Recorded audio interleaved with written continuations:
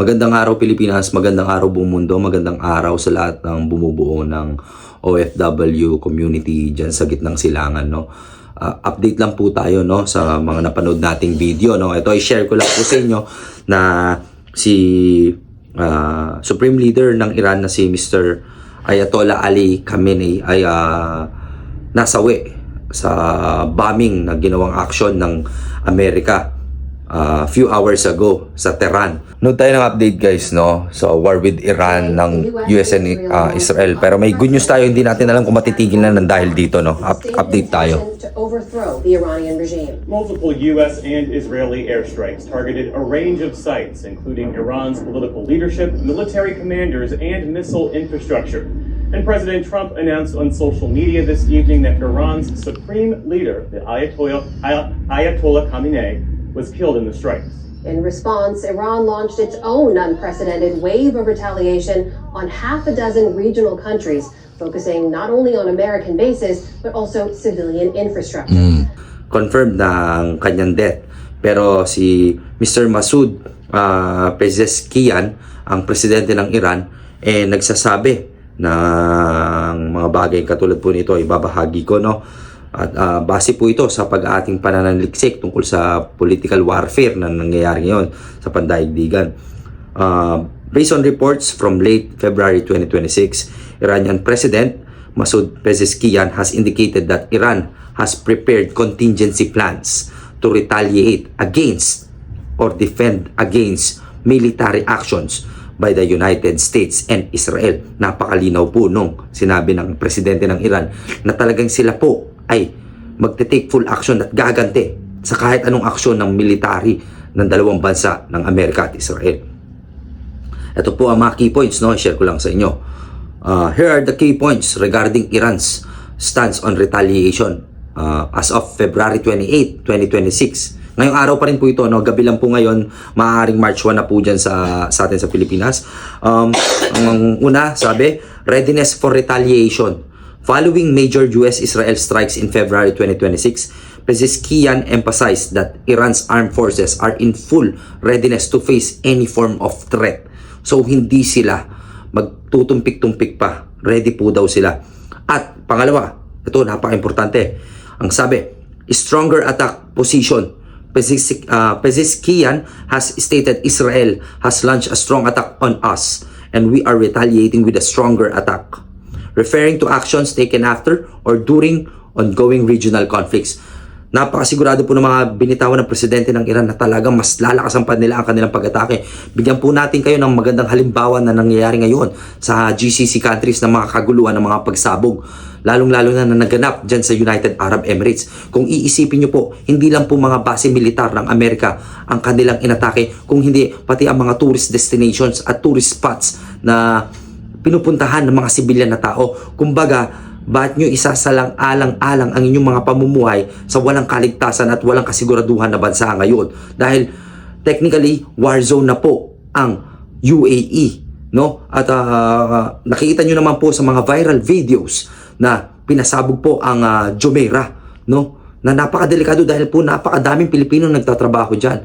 Kaya nga po ako ngayon, sinasabi ko po sa inyo, napakadelikado po ng sitwasyon ng gitnang silangan ngayon.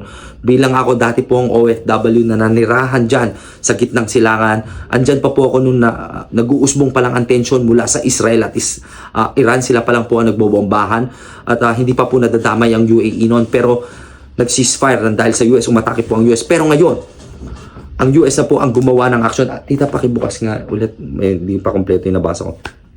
Ang US na po ang gumawa ng aksyon at nag-state na rin po si President Trump na sinasabi niya isa sa kanyang mga speech na hawak po ng Amerika ang kanilang kalayaan at ang gobyerno ng Iran ang may kakayahan para kunin ulit ito or ang mga tao nila, no, is on their full hands. So kung susuko sila, maaaring ibigay ang kapayapaan, no, na sa aking pagkakaintindi. Pwede nyo rin saliksikin ang latest na speech ni President Trump. Hindi rin po siya nagbibiro sa kanyang mga binitawang salita. To the members of the Islamic Revolutionary Guard, the armed forces and all of the police, I say tonight that you must lay down your weapons and have complete immunity, or in the alternative, face certain death.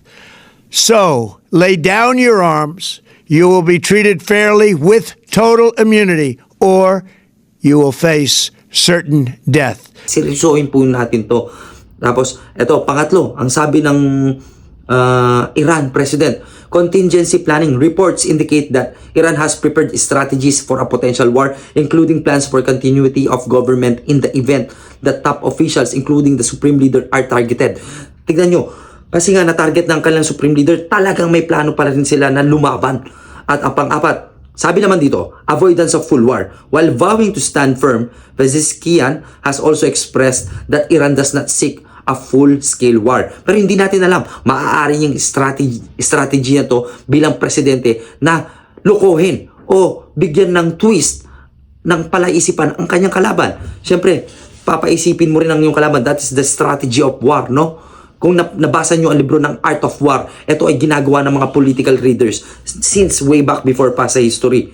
Tapos ang panglima, nature of retaliation. Observers and officials suggest that Iran feels its leadership or security is threatened.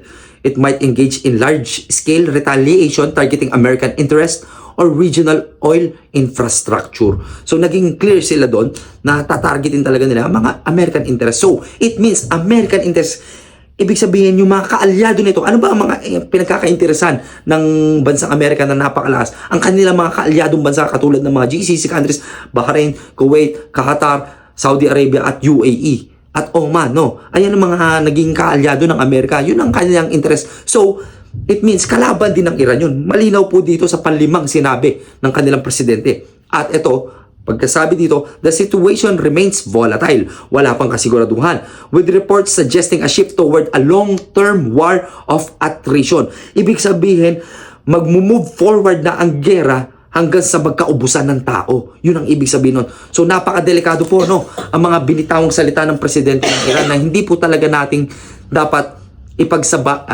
sambahala. Bilang Pilipino ka, eto na ang tsansa mo. Nagbigay ng panukala ang ating bansa na maaari po tayong makauwi sa pamamagitan po ng OWA na magbibigay po ng 150,000 pesos para sa mga Filipino na willing iwanan ang napakadelikadong bansa ngayon na nandyan sa GCC.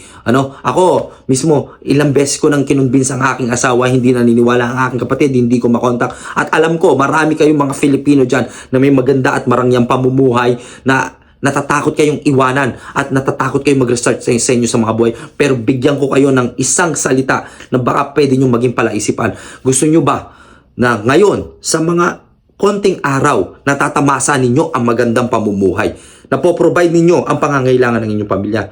Pero, hindi nyo ba nakikita ang nangyayari sa inyong kapaligiran na seryoso na meron ng gera at ang inyong buhay na nakasalalay?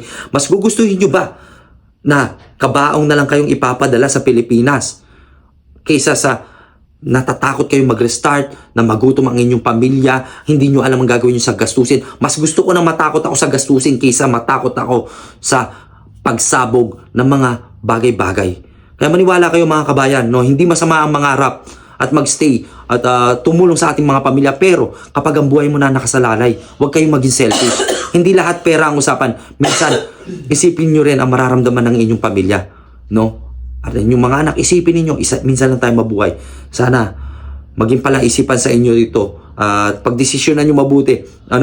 At bukas ang ating embahada ng Pilipinas para tulungan kayo. At kung nagtataka kayo, sarado na ang airport ng Dubai. Sabi mo, paano kami uwi? Or sa Saudi Arabia. Meron po ang Oman. Ang kanilang airways are still open. At may mga selected airspace na kanilang rota para mailikas lahat ng mga tao sa ligtas na pamamaraan. Kaya po tayo makipag-ugnayan sa mga ating namamahala sa ating gobyerno at may mga hotline number po sila. Ito, i-share ko na rin po. Ayan po, wag po natin to ipagsantabi. Mabuhay po kayo mga kabayan, mga OFW. Ingat po kayo at konting dasal. Sana po talaga isipin nyo muna ang inyong kaligtasan. Wag po kayong matakot sa hirap ng buhay. Matakot kayo na mawalan ng buhay. Iisa lang ang buhay. Ang pera, madaling kitain. Ang buhay, hindi pwedeng ibalik. Peace out. Billy Jack Sanchez, yung ano, no why.